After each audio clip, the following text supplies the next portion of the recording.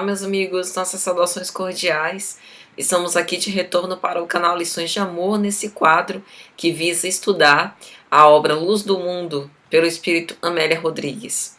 Nós já estudamos Primícias do Reino, agora estamos concluindo já, em vias de concluir essa obra maravilhosa, e hoje falaremos do capítulo 18, Servo de Todos. Uma grande lição de humildade que o mestre colocou como basilar para que nós pudéssemos alcançar a perfeição moral. E Amélia Rodrigues, como habitualmente o faz, ela faz a citação evangélica, e aí ela cita mais de um evangelho, onde a gente pode encontrar a temática em torno da qual ela desdobra os ensinamentos. E aqui em especial, ela faz a citação ao livro de Mateus, capítulo 18, versículos 1 a 6, Marcos, capítulo 9, versículos 33 a 37, e também Lucas, capítulo 9, versículos 46 a 48. Então, como habitualmente nós fazemos, escolhemos um deles, e neste caso foi Mateus, capítulo 18, versículos 1 a 6. Naquela mesma hora chegaram os discípulos ao pé de Jesus, dizendo: Quem é o maior no reino dos céus? E Jesus, chamando um menino, o pôs no meio deles e disse: Em verdade vos digo que se não vos converterdes e não vos fizerdes como meninos, de modo algum entrareis no reino dos céus. Portanto, aquele que se tornar humilde como este menino, este é o maior no reino dos céus. E qualquer que receber em meu nome um menino, tal como este, a mim me recebe. Mas qualquer que escandalizar um destes pequeninos, que creem em mim, melhor lhe fora que se lhe pendurasse ao pescoço uma mó de azenha e se submergisse nas profundezas do mar. É engraçado como Jesus fazia uso dessas linguagens parabólicas, essas ilustrações próprias daquele tempo, né, daquele lugar, das atividades que eram desenvolvidas naquela época, para causar forte impressão, chamar a atenção, né, fazer acordar. Nós estamos exibindo aqui agora no vídeo uma figura que simboliza, né, esse mó de azenga, que na verdade eram pedras duras, grandes, enormes, usadas para triturar grãos nos moinhos. Então imagine uma mó de azenha pendurada no pescoço e a pessoa se atirando no mar. É um peso muito grande, né? Então ela se afundaria. Então Jesus faz uso dessa imagem para poder causar mesmo uma forte impressão, falando do prejuízo que é da gente escandalizar a inocência e da gente fazer algo do qual a gente vai se arrepender, ter uma conduta reprochável. Então, Amélia, falando sobre este capítulo de O Servo de Todos, ela vai fazer uma comparação extremamente poética e bonita sobre as planícies. Tanto a planície natural, e aí ela vai citar que a regular distância, o Tabor parecia uma sentinela natural defendendo a imensa planície, e que abaixo do Tabor estava ali a planície dos homens, ou seja, planície, pensamos particularmente, né, por ser um local plano, significaria a grande maioria de nós, né, espíritos, que temos grandes dificuldades para fazer a ascendência moral, para crescer espiritualmente. Porque esse esforço de perfeição moral, ele demanda uma verticalização, né? Subir para Deus é um movimento vertical. Esse é um movimento de ascensão. Então, quando ela faz referência a essa planície, de outro modo, pensamos particularmente que ela quer dizer que a grande maioria de nós, na média, está mais ou menos no mesmo patamar evolutivo, conservando as mesmas imperfeições há várias reencarnações, sem grandes esforços que nos fazem ascender para Deus, ou seja, crescer verticalmente, como se fôssemos montanhas altas, né? Como se fôssemos planaltos. A maioria de nós ainda somos por muito tempo planícies. E aí ela vai dizer de uma forma muito bonita: Simultaneamente, ali está a planície dos homens, na qual se misturam as paixões e se decompõem as esperanças. Planície da terra, referindo-se à natureza, e planície dos corações. Na terra, os homens, e nos homens, o barro frágil da terra. E, de uma forma bastante sutil, Amélia nos dá um recado para que nós possamos, para sair dessa nossa planície das paixões e ascender rumo a Deus, precisamos seguir o primeiro ensinamento, o ensinamento mais básico e a lição mais preciosa que o Cristo nos deixou, que é justamente a lição da humildade. E aí ela vai dizer que a sua figura é um desafio, um grande desafio de amor. Ele parece penetrar no dédalo de todas as solicitudes humanas. É interessante porque Jesus era maior do que todos, mas ele se fazia tão próximo e tão íntimo como se fosse um daqueles pequeninos. Ele mantinha a sua superioridade moral inquestionável, mas jamais utilizou essa superioridade para humilhar quem quer que fosse. Era o mais humilde de todos, aquele que se fazia servidor de todos. E Amélia continua dizendo: fizera-se igual, sem participar das suas querelas, testemunhando a nobreza da sua compreensão permanente e ajudando-os, não obstante se demorassem trêfegos levianos. E isso é formidável, porque a santidade, o divino do Cristo, não é que ele se colocava à distância, não quero me misturar com os seres humanos, pelo contrário, ele gostava daquela gente simples, de conviver. Ele não se furtava ao convívio, né? Ele não vivia isoladamente, apenas quando era necessário para as suas meditações e orações, mas mesmo assim fazia companhia ali os seus discípulos mais próximos. Mas a gente percebe que o comportamento do Cristo não é um comportamento antissocial, pelo contrário, ele institui a lei de sociedade, a lei de cooperação, né? Vive sempre rodeado de pessoas, até por conta do seu magnetismo, mas também porque ele fazia questão de ser aquele exemplo, de sair ele mesmo a semear, a exemplificar e a ensinar. Então, a sua superioridade estava revelada nos seus atos e não atos, nos seus ditos e não ditos, né? Como vai dizer Joana de Ângeles, nos seus feitos e não feitos, mas em convívio com aquelas populações. E ele perguntava então aos seus discípulos: que vinheis discutindo pelo caminho? Né? Já sutilmente, num tom melancólico, como a lamentar o tipo de questionamento, né? Quem é o maior na posição ou no conceito do Cristo e quem era o maior no reino dos céus entre os seus discípulos. E a gente percebe que esse tipo de questionamento é um questionamento que denota vaidade, que denota o ego, né? Como é que eu tô? Às vezes a gente até faz essa pergunta para os nossos afetos mais queridos: você me ama, você me admira, o que você acha de mim, né? Ou para os nossos amigos mais próximos. E aqui sutilmente a gente vê que é a infantilidade da vaidade, né? Essa vaidade que é tão pequena, que é tão efêmera, que é tão vã, e infantilidade porque a opinião do outro ao nosso respeito não modifica o nosso valor. O nosso valor, ele é específico de acordo com as nossas convicções, os nossos comportamentos, a transformação que nós mesmos operamos em nós, a forma como nós estamos perante a consciência cósmica, a nossa própria consciência, a consciência divina, é isso que confere o nosso valor, e não a opinião dos outros.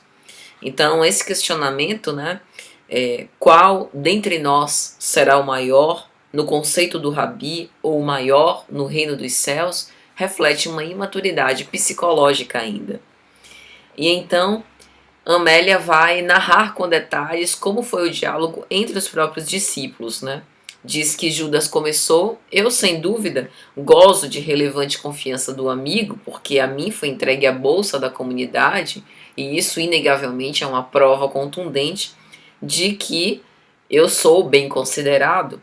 Tiago Maior respondeu: eu sou austero, eu e o Messias, nós sempre confidenciamos, ele sempre me chama para colóquios mais longos que outros não poderiam compreender. Tomé faz referência a Simão Pedro, né, porque por causa das reuniões na casa dele e tudo mais.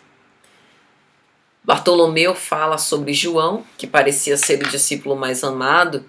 Pedro fala sobre Mateus, Levi, por ser o mais erudito do grupo. E assim cada um dava a sua opinião.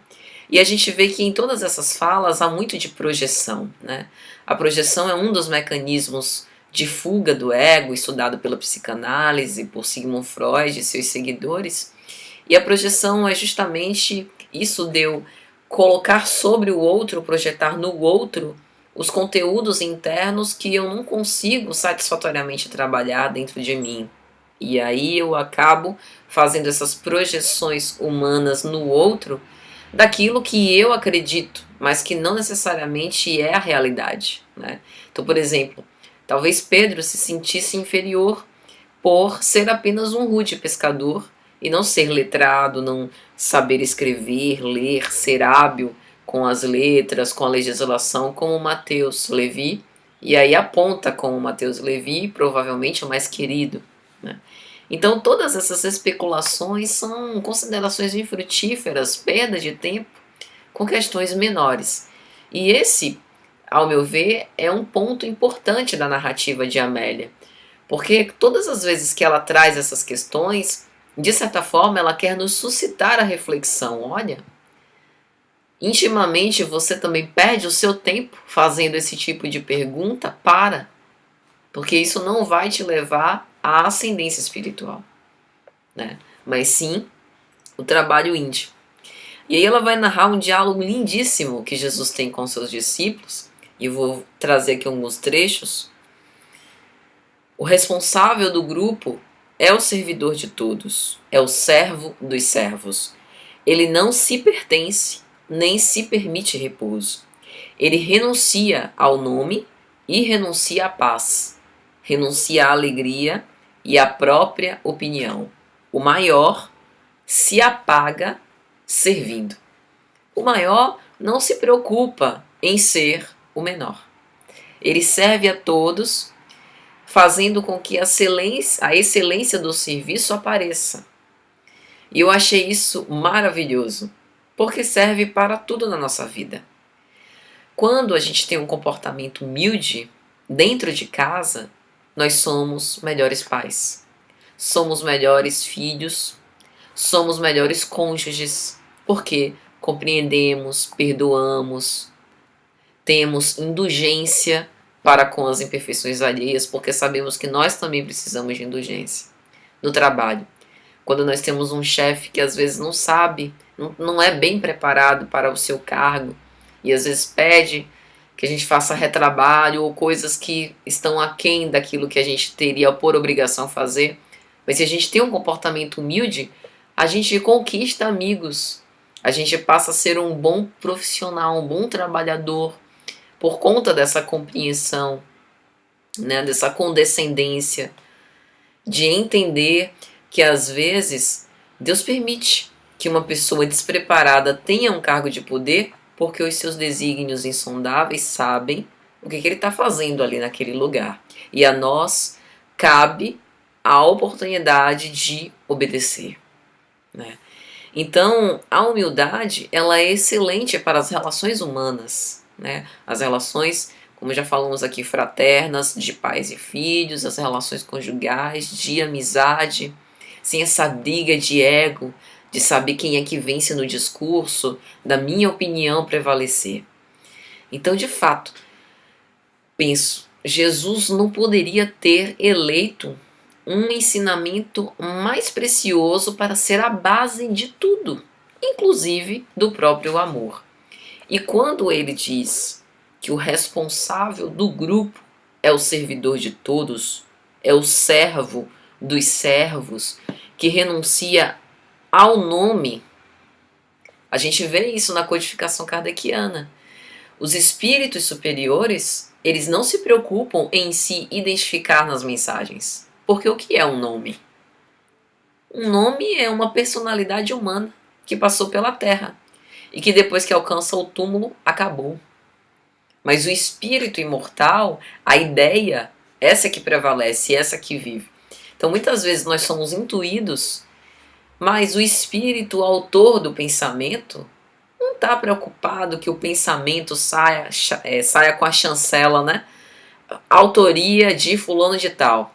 O importante é a ideia. Que essa ideia renda bons frutos, faça multiplicar o amor, cative outros corações, comova as pessoas, cause envolvimento, engajamento com a causa, isso que interessa. Então, essa é uma das lições mais preciosas, mas é uma lição difícil, porque nós estamos habituados à cultura do ego. Nós estamos habituados a estabelecer, erigir um monumento à nossa própria imagem. Somos narcisistas, egocêntricos. Então dói. A humildade para nós dói. Jesus lavando os pés dos seus discípulos, na cena célebre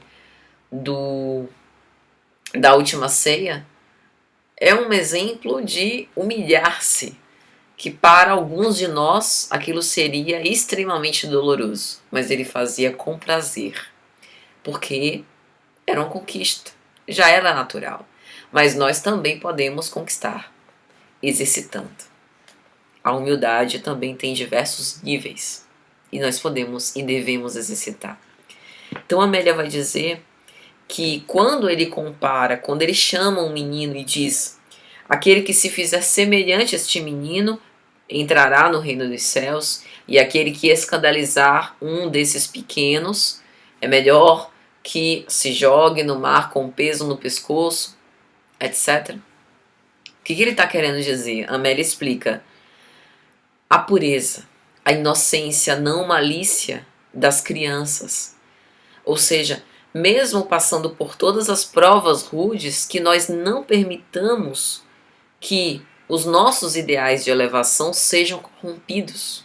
Que a gente não permita que essa chama de esperança, que essa nossa criança interior, não a imaturidade da criança, mas a ingenuidade da criança, a presunção de boa fé, que a gente não permita que isso desfaleça. Porque é essa pureza de coração que vai nos fazer ver a Deus, como está lá nas bem-aventuranças. É essa pureza de coração que vai fazer com que a gente encontre uma razão, uma lógica em seguir essa proposta de abnegação e de renúncia total, que começa com a humildade.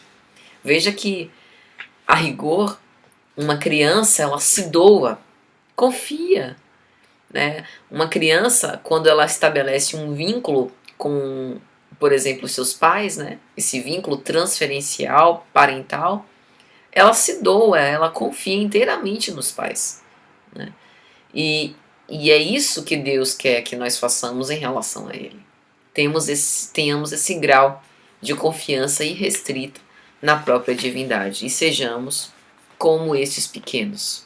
Se queremos ser grandes, que sejamos pequenos. E aí a Amélia vai encerrar dizendo: pequenos nas grandes coisas e grandes nas tarefas insignificantes. Apequenar-se na grandeza para glorificar-se na pequenez, sendo menores no orgulho e maiores na abnegação e na renúncia. Essa é a mensagem do Cristo. Uma mensagem desafiadora, bem se vê, mas uma mensagem possível.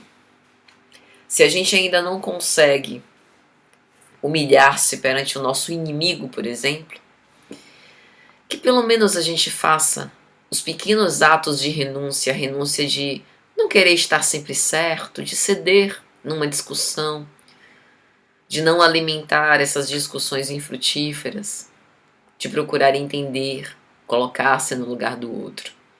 E assim nós vamos sendo capacitados para renúncias e para provas de humildade cada vez maiores.